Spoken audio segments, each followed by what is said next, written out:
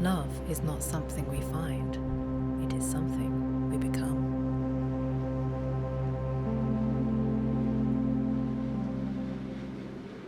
Living life as art. Right. Welcome everybody to Hazel's channel, Living Life as Art. I've come onto Hazel's channel to interview her about the finally finished and printed Soul Prophecy Oracle.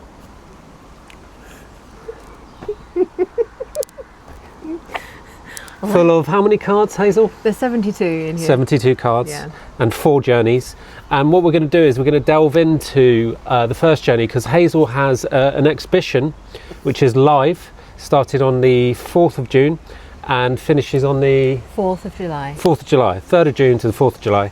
And we're going to speak to Hazel about the marvellousness of how her journey has manifested this incredible oracle deck over, what, 15 years? About that, yeah. 15 years.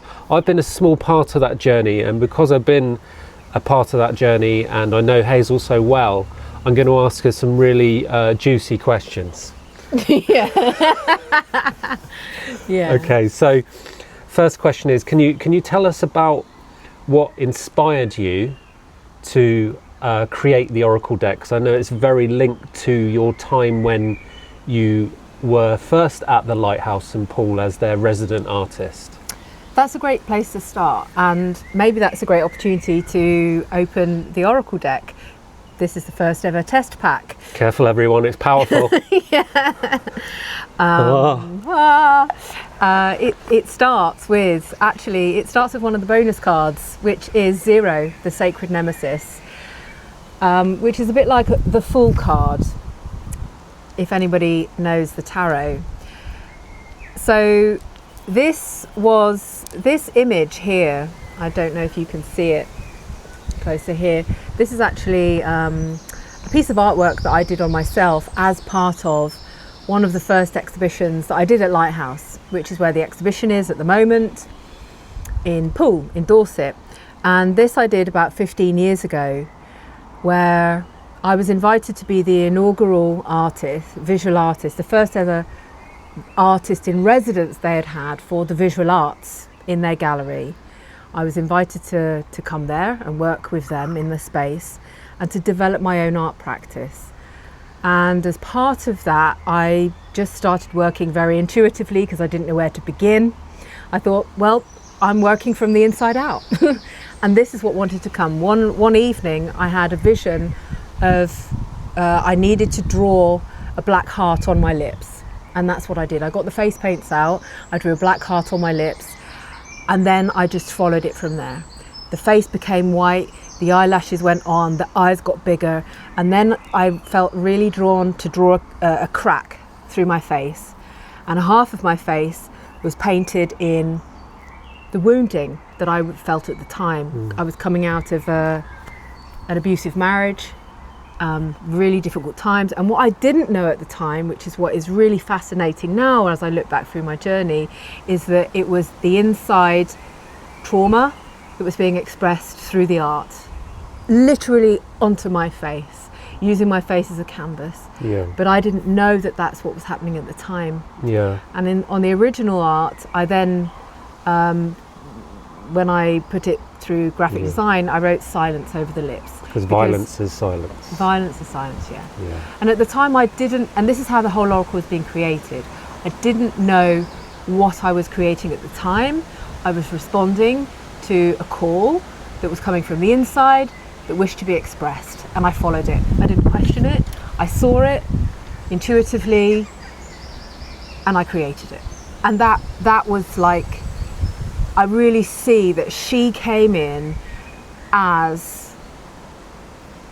the full part of me to say, this is a new beginning. Yeah.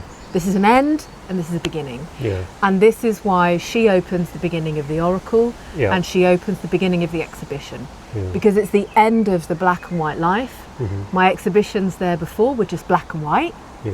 no colour at all. And this exhibition is Technicolor. So she's the end. She's the end of abuse, the end of silence, the end of duality.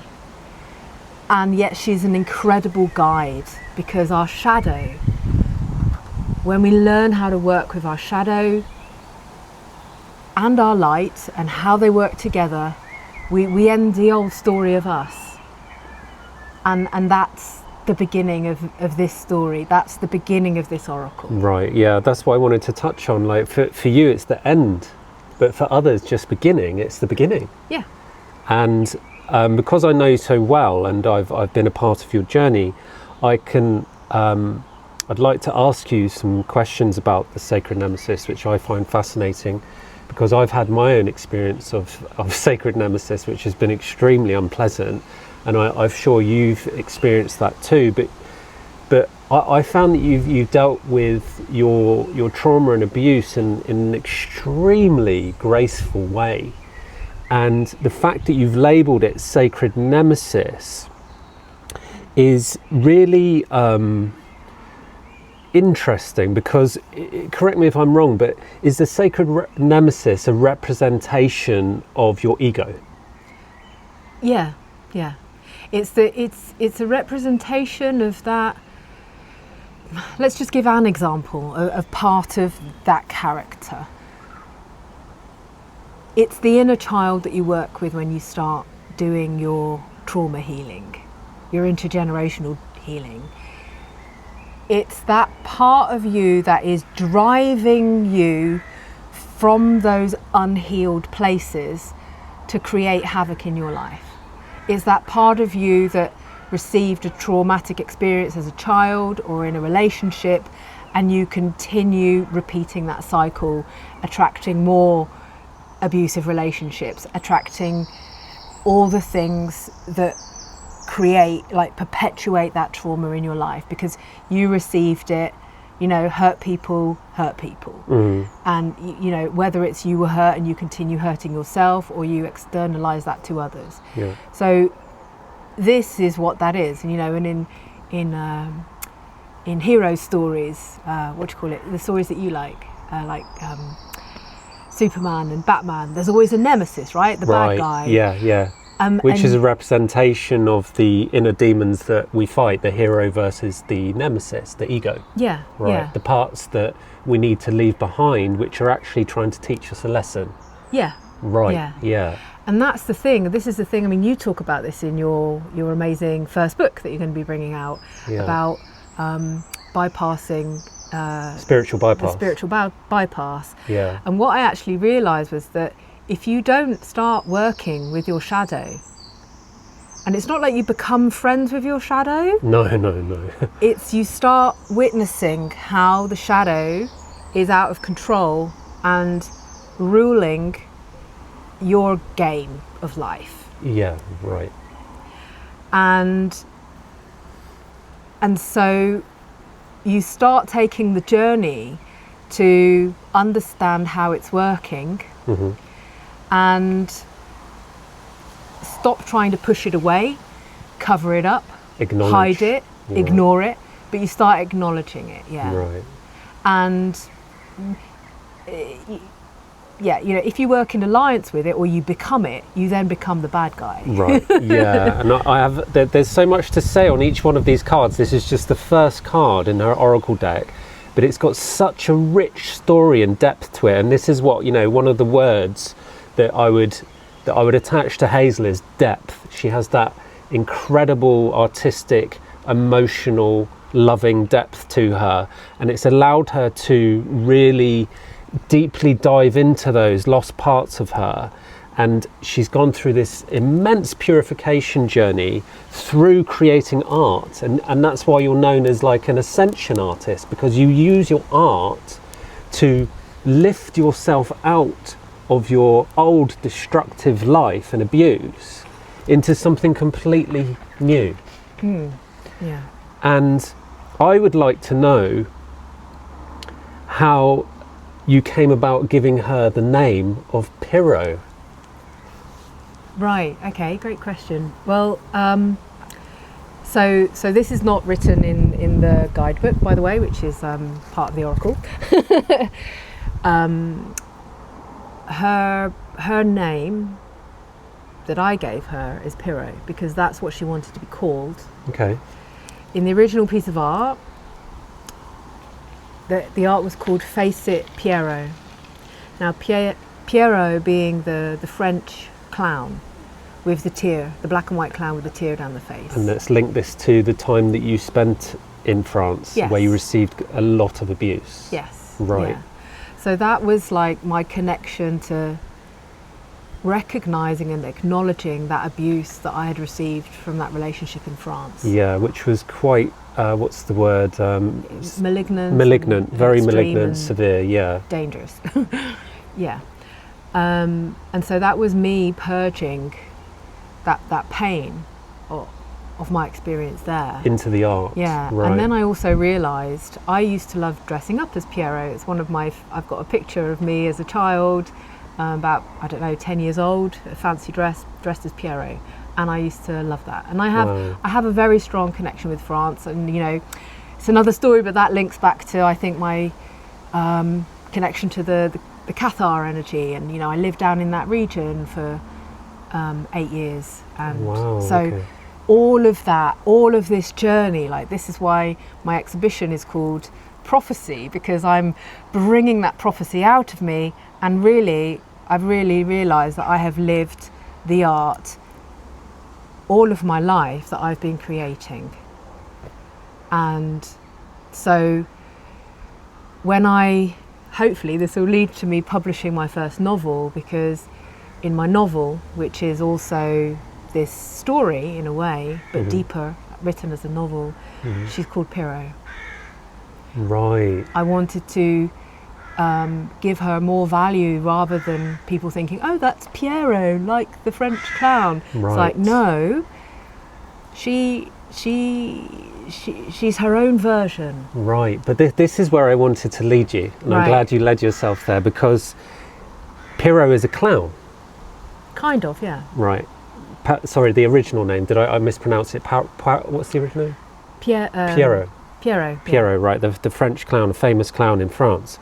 And what I find fascinating about this journey is you've called it the sacred nemesis, but originally you were going to call it the sacred the sacred clown, Yeah.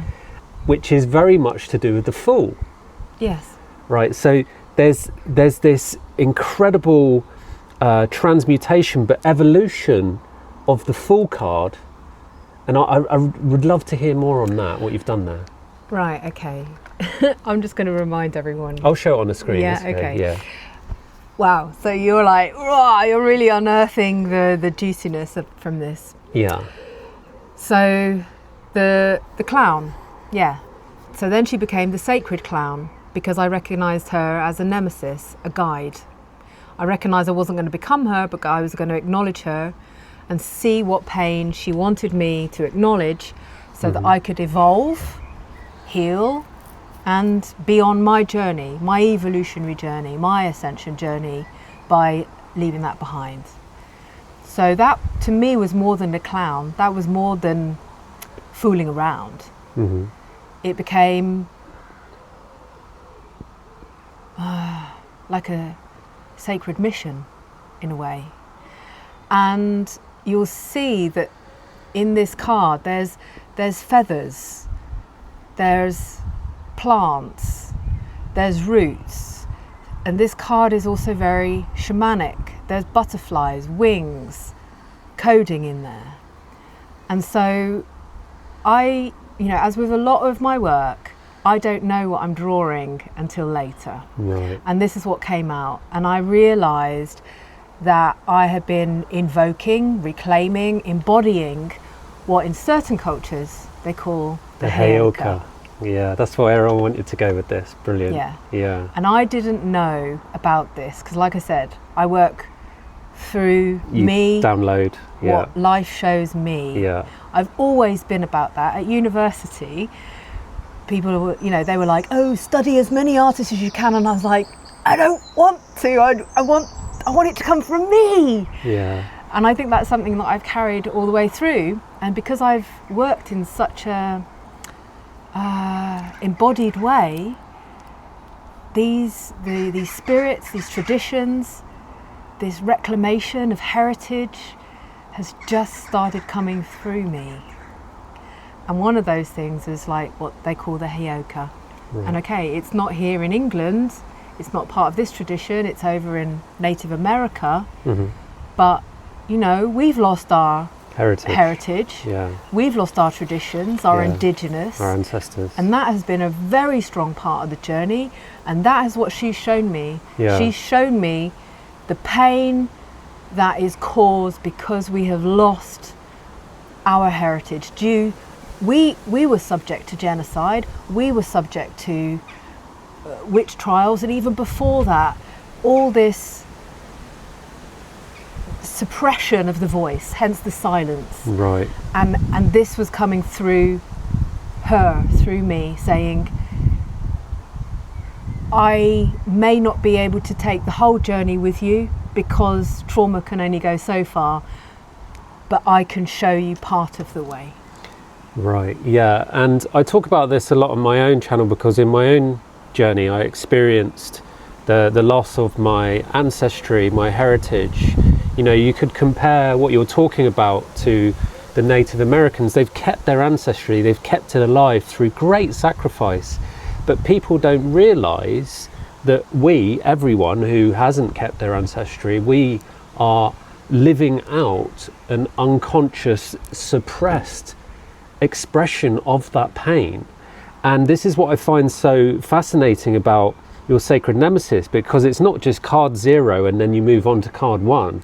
This card took you to your awakening, right? You had a massive nervous breakdown and then a breakthrough, which is when I came and met you, right?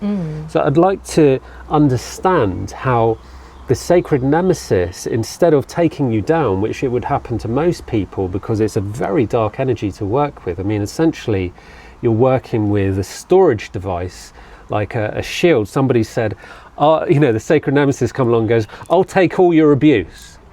Right, that's the way I see this. I'll take all your abuse, but you have to honor me. And that's how I see this, right? That's how you've expressed it to me. And so how did you get to the point where your journey, where you had to move through all of this abuse and then let it go? Well, actually, you're reminding me now, and this is why my novels, I pray that they will get published, was that she was living inside me, guiding me through actually the first 2 journeys of the Soul Prophecy Oracle.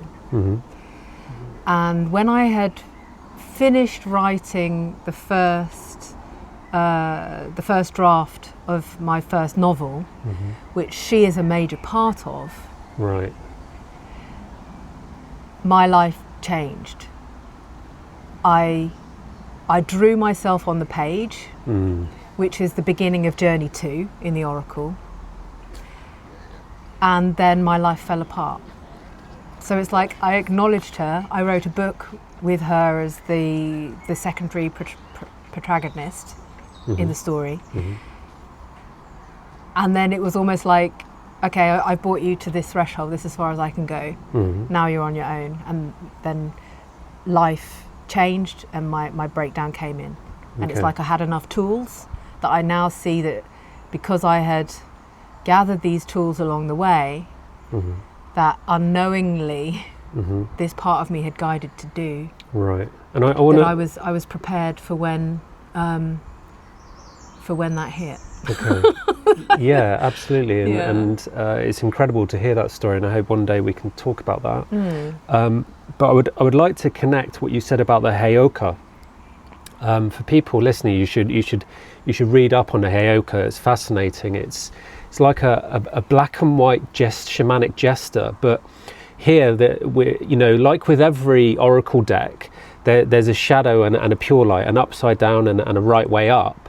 And this is you start with like the impurity, the sacred nemesis, the collection of abuse, of saying, here, acknowledge me, you come in with that. But later on, I feel like, and it's not in the oracle deck, but I know that it kind of, I mean, you can answer this and tell me, but to you, what is the Heyoka? What is the purified expression of the sacred nemesis once you've taken that journey?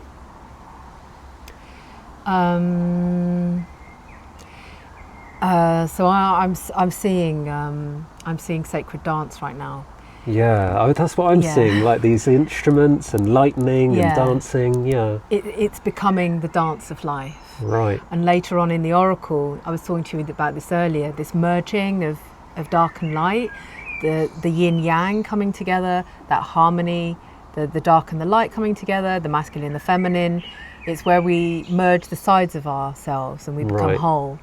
Right. And we can see all the light and all the dark, and we can dance in that, and we are that dance. Right. And through that dance, we become something else. So it's like the dance of the feminine and the masculine within coming together. Yeah. Wow.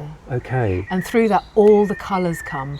The joy comes. The Right. truth comes. The carving of the way comes. Right. That's Yeah. my next question. So the fascinating part of this oracle is that it all starts in black and white. Right. So let's speak into that. Yeah. Yeah. Yeah. Right, yeah, because again, unknowingly, in my first exhibitions at Lighthouse, it was all black and white. I couldn't do any colour. Every time I tried to put colour on the page, or people were like, oh, why don't you do something in colour? I tried to add colour, it didn't work. So I was just left with pen and paper. So you're following your intuition purely. Yeah. And then also, life circumstances happened to me. I followed what I thought was love, but it wasn't.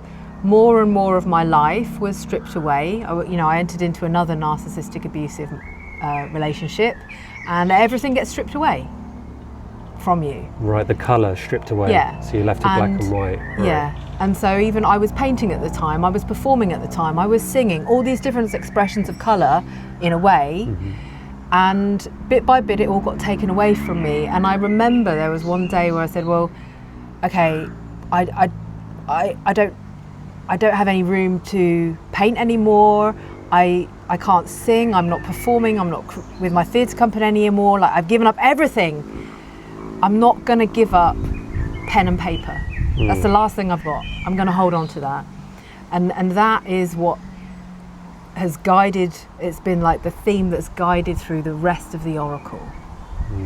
To never let that go.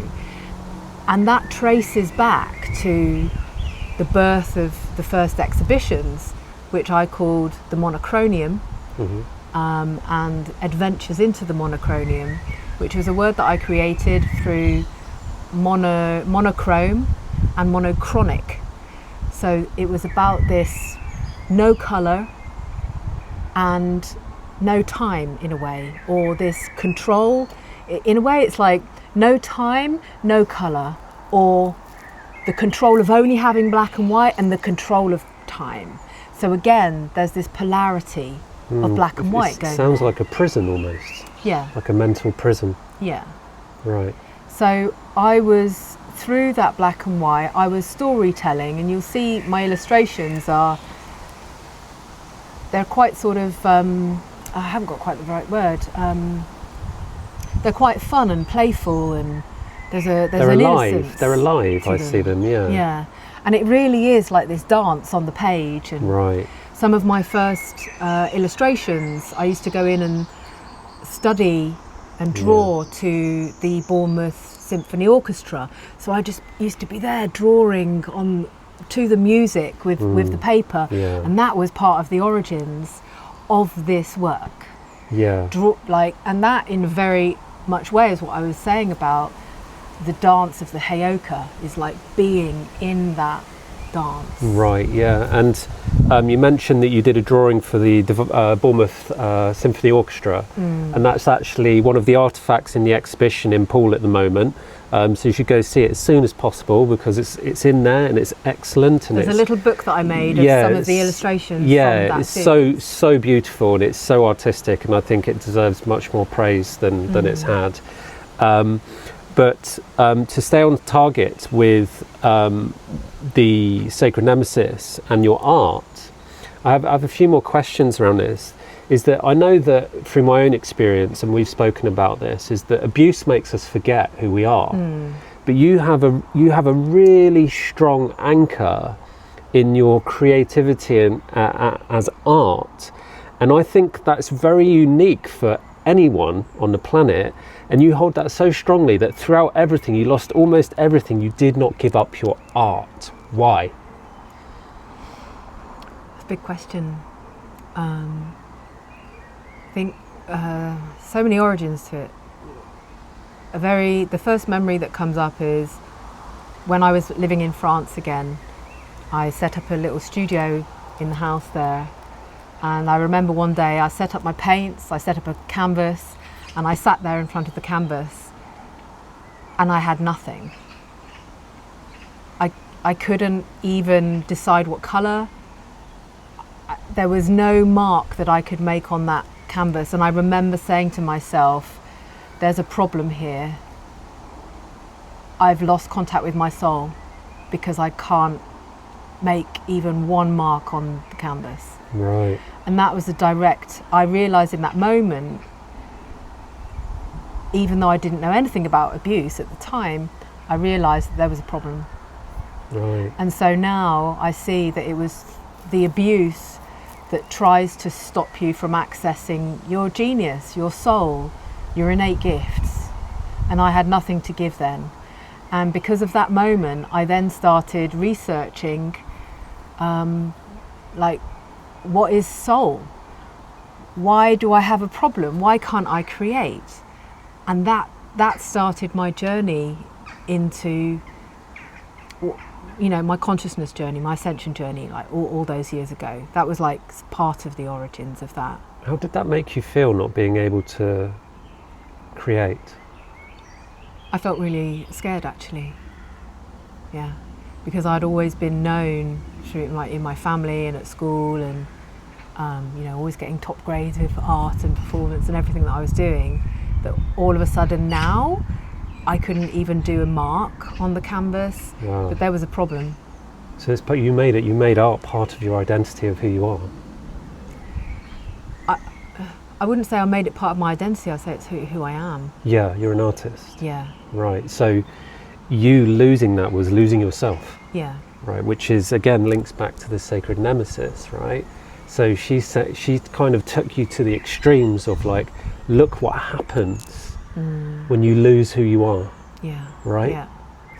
And through that, I learned to transmute my pain, my suffering, the abuse. I've learned through my own methods and through art to transmute that into reclamation of soul pieces, anything. Yeah. Anything So that's been lost. I speak about this in my book. When you talk about soul pieces, there's this sacred process called soul retrievals. There's a book about it. I forget the name of the book. And we actually both went on this process where you can go and see a shaman who specializes in retrieving lost soul parts. And those soul parts are given away or exchanged in moments of abuse or great amounts of fear.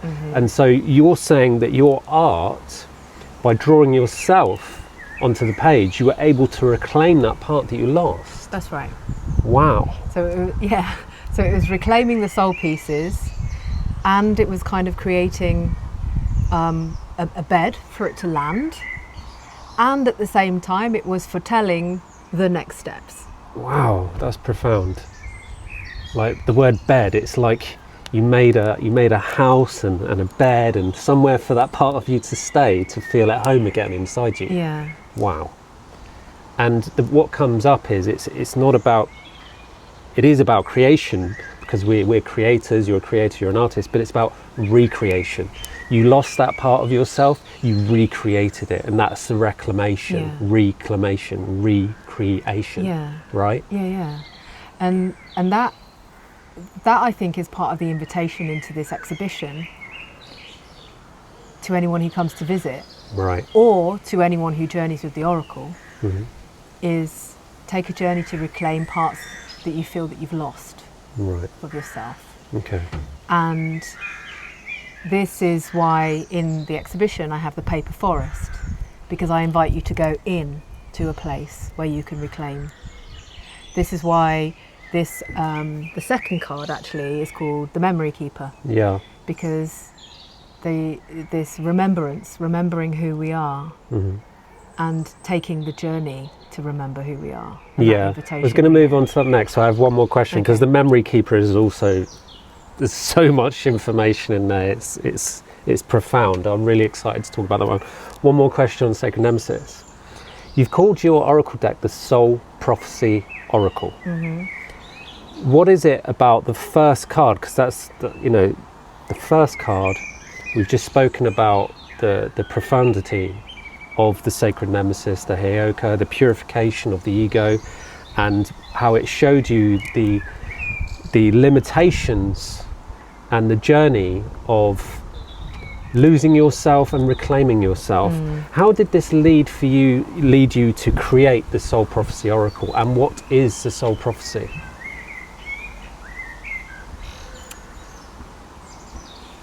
So this connects directly to Journey 2. Okay. Which is, in a way, she started this, the memory keeper. The memory keeper, okay. I'm going to help you remember who you are. Because when I said earlier that card 13 began Journey 2 when I was writing my novel with Piro. Right, okay. And when I was writing that, I kept getting this vision and this voice telling me, put yourself on the page, put yourself on the page, like I had done here years ago. And card 13 is the death card, right? Yeah. The sarcophagus. Yeah. Right. So I was called to put myself on the page again, like I had done here, so that I could remember myself. And I find it really fascinating that, because I'd never encountered this when I met you, is that you would put a photograph on the page, and then you call it visionary art. You would just start to draw lines, and eventually, day by day, I've seen her do this process. It's incredible. First, she'll put a picture of someone, in this instance herself, on the page, and then she'll start drawing in pencil. Then she'll put it on her altar, she'll leave it for a few days, and then it will speak to her and she'll go, now I know the next stage, and she'll start drawing a bit, and I'm like, whoa, this is incredible. And then slowly it starts to form something, and then you started to colour over it with black ink, and you would rub out the pencil, right? Yeah. That's an incredible process. Yeah. So you asked about the soul. That's the soul prophecy. That's the art, through lines, dots and marks, carving the way, the black ink through the white paper, creating a map to the soul prophecy, so that you understand through the coding more of who you are, the reclamation of who you are. This is why I've always said to people, these aren't just pretty pictures. Right. And this is why, after I did that first picture of Hazel, put yourself on the page again, and I ended up dying, Yeah. I was like, what is this? And I received the words, this is the soul prophecy, and I'm like, okay then. And I didn't debate it. Yeah. And that I didn't even know. I thought, I'm just going to be doing a little side project for myself, because I'd been reduced down to so small in this other abusive relationship. I was like, I'll just do a little side project for myself. This is the soul prophecy. But this is what it wanted me to do. And so it then evolved into other people coming in, and me developing my skills as a soul reader, let's say, for other people. Oh, you drew people's souls onto the page? Yeah. Right. What their soul needed to see, wanted to express at that time in this part of the journey, as they participate in the soul prophecy coming alive. Yeah, and that's fascinating. That's a great reason to, number one, buy the Oracle deck so you can see it for yourself and hold it. It's really alive. But two, go to the exhibition because it's all blown up. You've got movies, got the pictures on the walls, and you can really see these people who've come through, brave people, to Hazel and say, draw me on the page, and they've got these incredible expressions of their soul on the page. And we won't do any spoilers here. We're doing the memory keeper card now, so I'm just gonna show this to everyone. I'll put it on the screen for you so that people get a longer view of it. But she's got these books. It's called Number One Memory Keeper, and there's all these books with stories, and she's got an open book there, and she looks like a librarian. She's very like, you know, shh. And there's an apple and a tree and a clock and a house inside the tree and people dancing. Are you able to tell us a little bit more about that before I open up some questions on that? Yeah, so as with everything, when I draw it, I didn't know what I was doing, but now I see that she was also guiding me as well. Like this librarian, do you want to come into the library or not? It's like entering into the Akashic records. Yes. Do you want to see who you truly are or not? Are you going to cross that threshold into this place where the books are, and actually through the paper forest, through the next part of this journey, they are called the books because it's the chronicle. She is the gatekeeper to the books, right? To the chronicle. And again, there's a link there to Time Chronicle where she keeps things in time order. Yeah, so you can reclaim yourself. Right. So part of this, well, we'll go in deeper in another video, but part of this is reclaiming through cycles who you are, remembering who you are, through seasons, through your menstrual cycle as women, through different ages, through different timelines, through different past lives, etc. And it's learning how to do that for yourself. And she is the threshold for that. That's why she's at the beginning, because she's the end and she's the beginning. Right. And this is the first part of Journey 1 in the Oracle. And she holds a red apple for many reasons. One is a bit like Snow White.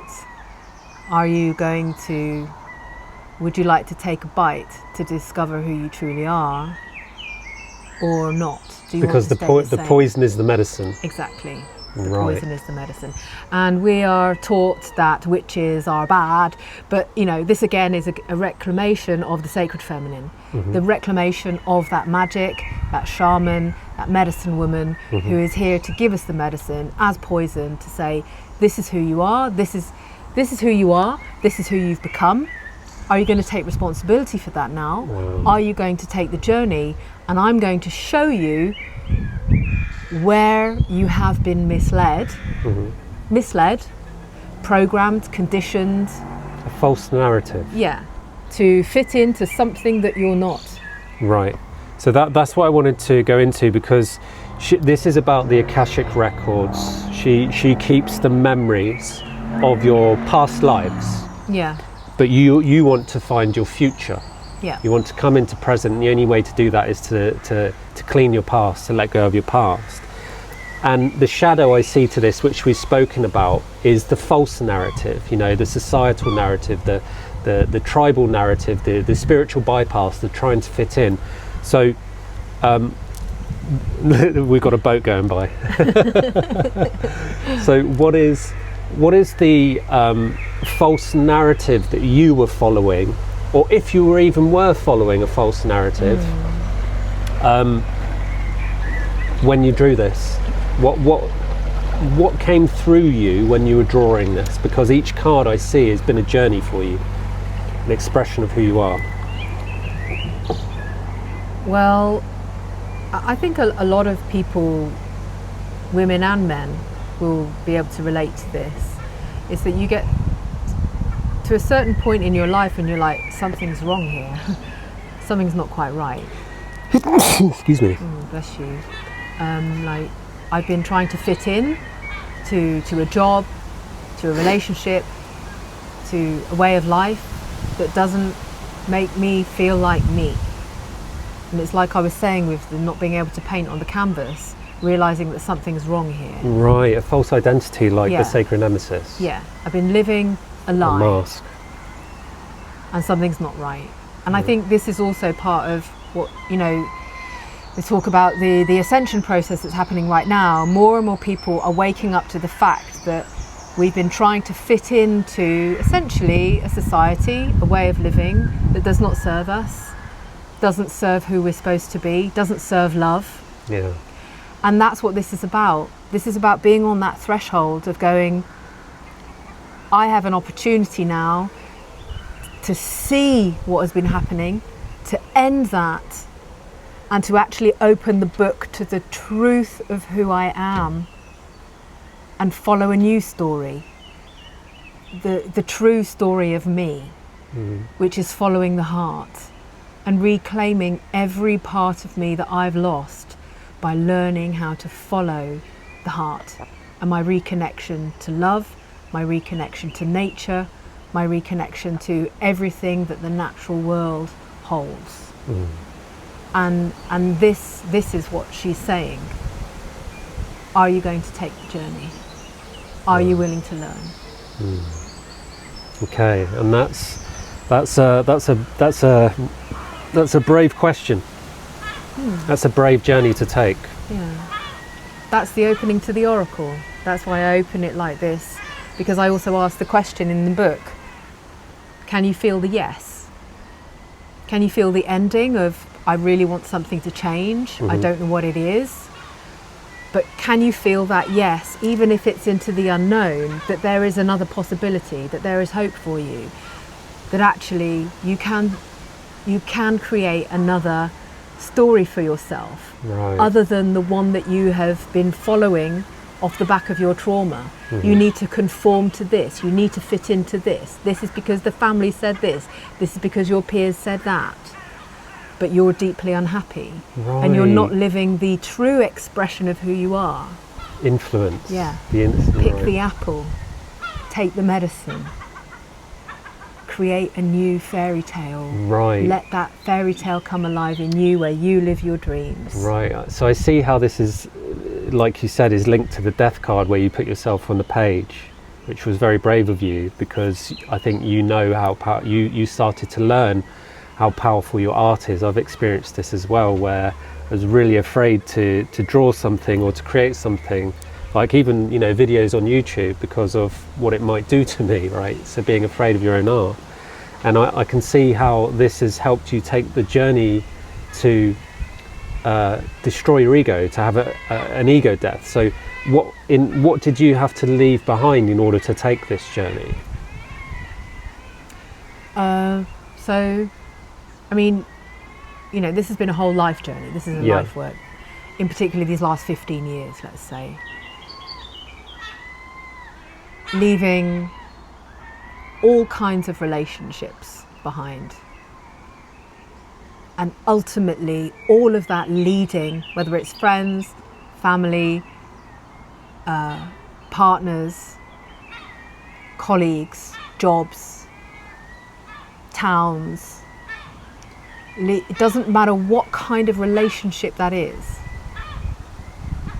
Ultimately leading to that point where you face yourself and say, I'm leaving you behind. Right. You who I created to protect me, to keep me small, to keep Wow. me hidden, to keep me from accessing the genius, my light, my love. I'm leaving you behind now. Wow. Okay. So that's a real warrior journey. Yes. This is how you fight for love, by creating art and sharing it to the world in service, to show people the mirror of the journey that is possible when you look inside and say, I don't want to follow a false narrative anymore. I want to take a journey into the unknown, the journey of love, to reclaim who I am. Is that accurate? Absolutely. And to reclaim who I am so that I can then reconstitute healthy relationships, healthy connections Right. to every part of my life, Wow. to myself, to another, family, friends, colleagues, tribe, community, and to let that expand beyond. I mean, The that's world, yeah. the universe, and beyond. Yeah. Yeah. And that radical purification, and this is why my work's taken so long, and I wouldn't bring anything out until I was ready. And now I'm ready, because I'm sitting in that seat of, I know how to do this, because I did it for myself. You took the journey. Yeah. Excellent. Yeah. And you're part of that testimony. Absolutely. Yeah. I wanted. How could a woman, and this is part of why, like when you enter into the exhibition and you come into this, I call it the paper forest, because it's where you create the images, you write it, you journal it, you draw it into the paper, that forest that comes alive when you start doing that. In my exhibition, my black and white exhibition, before I opened it, before the opening evening. This was your previous exhibition? I stood in the paper forest. I was in such a process of creation. I had no idea what I was doing. It was silence. I was about to welcome about 150 people to come. And I looked around and I was like, oh my goodness, my soul is on the walls. I hope nobody notices. Because I realised that I had exposed all that inner world. And I'd been in such a process of creating it, I didn't fully realise what I was creating. It was pure passion, pure art.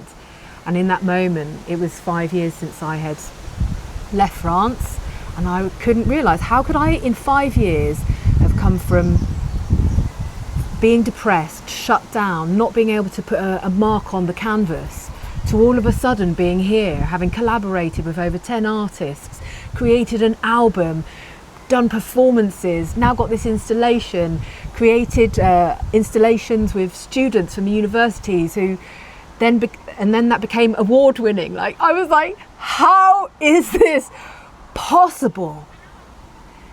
And in that moment in the paper forest, I made a wish. I said, I'm going to find out why. I'm going to find out why some women never recover from that kind of relationship. I had no idea about abuse at that time. I'm going to find out why, because for me it's not about teaching women how to perform or sing or draw or paint or whatever. There's something else. Yeah. And that's what happened in the forest. And that's why I invite women into the forest of their inner realm, and to learn how to become the greatest guides for them that they have ever been. Right, and to find that strength once you've taken that journey to come out of the woods back into life, which is, you know, further down the journey. Yeah. But what I found fascinating about this part of your story is that you'd just been through an abusive marriage, and then when you asked that question, you went into another abusive marriage. So it was like the sacred nemesis was saying, all right, you want another round, let's go. Right? Yeah. And you learned so much, didn't you? And then tell us about that, about how that opened up more of this for you. Well, I'll tell it in short, because I think, you know, a lot's going to come later. Don't go, yeah. Basically, it was like I made that soul wish to the universe in my art. Like, I was in the art, I made the wish. And I knew it had something to do with life force. I knew it had something to do with creativity. I then felt really drawn, had no idea why, to take a priestess training in love and sacred sexuality. And it was almost like I see my, the sacred nemesis, or that inner part of myself, my soul going, you want to learn about love? You have to learn what love is not. Right. Wow. Yeah. Incredible. And I dared to do that. Yeah. On a soul level. Yeah, and that takes the true heart of a warrior and creator. And we've discussed many times before is that a wounded warrior becomes a great healer. And through this journey, you've taken enormous steps into healing that past life. And you finally come out the other side with this beautiful oracle deck, this beautiful creation. You must be really proud of yourself. I don't think it's fully sunk in yet. Yeah, it's pretty big, isn't it? Yeah. I mean, we have one test pack here you know.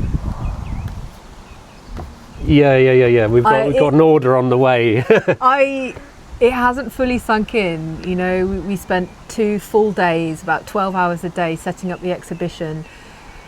You know, extra team has come in and said, Hazel, I'm helping you now. Yeah. And I'm like, if that team hadn't come in, I don't know where we'd be. But this is the thing, it's a soul calling. It's if you can feel it, you're in. It's not about, oh, I don't know if that oracle, like, you know, I don't know if it resonates with me. It's like, no, do you resonate with your soul? yeah. So like, and then you're on the journey. You know, I write on the back here, I say, take the journey, become the prophecy. Right. Boom, and that's what it's about. Yeah, and I wanted to talk into my own experience, because you said that I'm part of this journey.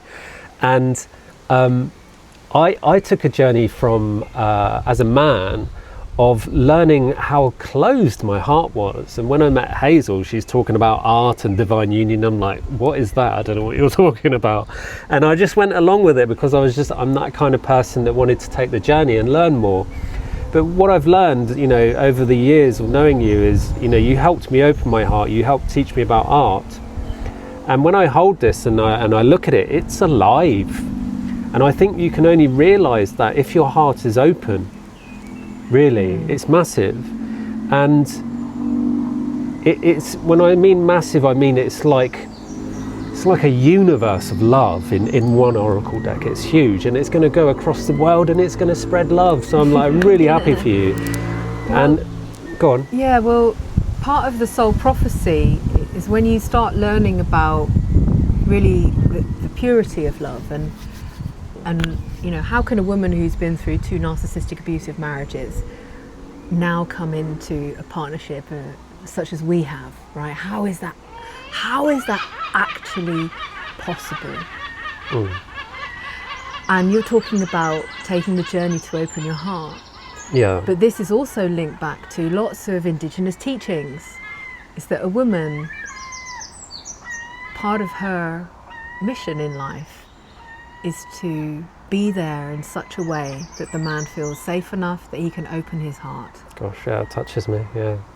And through that opening, you realise your true purpose in life, your prophecy, is to protect the sacred feminine. Absolutely. And that way... From myself. First and foremost, right? From your sacred nemesis. Seriously, this is what men don't realise, is that narcissism comes from within. It's not about protecting your woman from other men that might jump in your window in the middle of the night. It's about protecting your woman from yourself, because we're not perfect. Nobody is perfect, but we strive to be. And you know, our journey together has been about striving to be the best we can be by remembering who we truly are. And if I'm out of alignment and I'm abusive, I know I'm not being myself, and so it's about taking those steps to go, right, well, I don't want to behave like this anymore. Please, can you tell me, help me? How do I open my heart to get rid of this? And the oracle showed me, because, you know, I think it's important to answer the question of what is the soul prophecy. So I'll share my experience. When I met Hazel, she was at, I don't know, midway, card 30 something. 37, which is divine union, was when we met. Profound. And a couple of years ago, maybe 2 or 3 years ago, we were living in one room, and we were doing had a ceremony, and it just so happened that the oracle deck was just sat right behind my head. And all of a sudden I just started channeling all these words and seeing these visions of my own soul prophecy. And I was like, why is this happening? And you said, because the oracle deck's behind your head. And I was like, oh my God.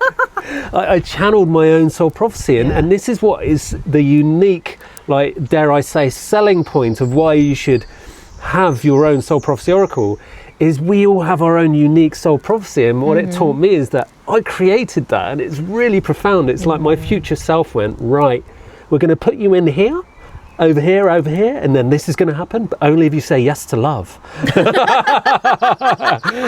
Again and again and again. And then it's like you have no choice. It's complete surrender to love. And it's really painful, but I'm so happy that I said yes, because I met you, but also because I got to meet myself, and thank you for taking me on that journey.